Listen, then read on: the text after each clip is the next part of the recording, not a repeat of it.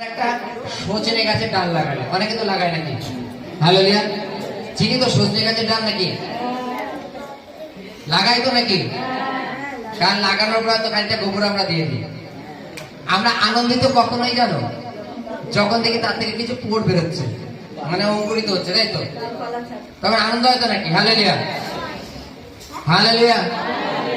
আনন্দিত হয় তো? প্রথমে একটা পোড় বেরোলো, একটুখানি আনন্দ আসলো, আবার পাঁচ দা একটা পোড় বেরোলো, আরেকটা আনন্দিত, পাঁচ দা আবার আরেকটু বেরোলো, তখন আরো আনন্দিত, তাই তো? তখন কনফার্ম যে গাছটা বেঁচে গেছে, তাই তো নাকি? হালেলুয়া। আমাদের মন্ডলীর জন্য আমরা প্রতিনিয়ত প্রার্থনা করি। আমরা জানি 25শে ডিসেম্বর একটা সিস্টার গিটার গিফট করেছে মন্ডলীর উদ্দেশ্যে। গতকাল একটা সিস্টার ক্যাসিও গিফট করেছে মন্ডলীর উদ্দেশ্যে।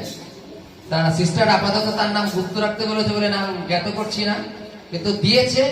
এই যে প্রত্যেকটা অঙ্কুরিত, এই অঙ্কুরিত থেকে আমরা কি বুঝতে পারি? মন্ডলী বাড়ছে। হালেলুয়া। ঈশ্বর মন্ডলীর জন্য ভেবেছেন। হালেলুয়া। যে পরিবারের থেকে দিয়েছে সেই পরিবারের জন্য অবশ্যই আমরা প্রার্থনা করব, আর সব থেকে বেশি প্রার্থনা করব যে মন্ডলী তো সে কিছু দিয়েছে। Hallelujah, hallelujah. আমরা পেয়েছি। হালেলুয়া।